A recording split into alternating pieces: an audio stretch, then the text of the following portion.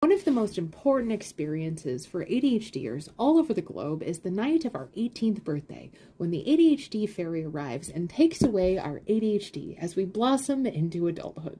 Hi, I'm Kate. I'm an ADHD educator, and it's ADHD Awareness Month, and so all month long I am busting the most common myths and misconceptions around ADHD. There's a really common misconception that ADHD just goes away when you're an adult. And it's kind of a dual issue. Part of the issue is that a lot of research early on into ADHD was about children and focused on children. So the narrative was always about kids have ADHD, and we weren't really looking at adults. The other thing is that adults are adults, which means that we get better at managing our lives. We get better at managing our symptoms and our struggles. And our ADHD can change and shift as we grow up. For instance, someone who is really hyperactive as a kid might actually wind up being much less so as an adult. Now, some of that has to do with just growing up and learning how to sort of be less hyperactive when it's not appropriate. But some of it is that our brains also develop more as we age. And so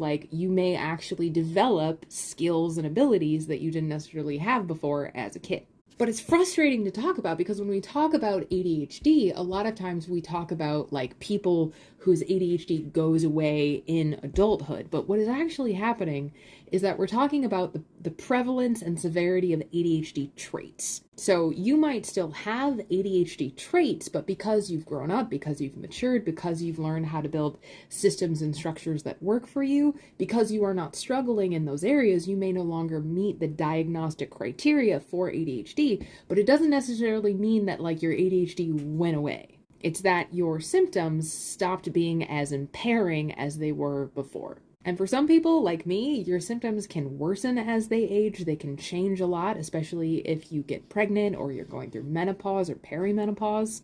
Major life changes like getting married or having a baby or moving or going to college for the first time or losing a family member. All of those can also be times in our lives when our ADHD is exacerbated more than usual. It doesn't mean that you caught extra ADHD. It just means that in those times our symptoms are fluctuating and are different and our support systems are changing. So, can you actually get better from ADHD? Kind of. But it doesn't mean that it's a curable thing. Also, some of us just go work for the Renaissance Festival, so who's to say?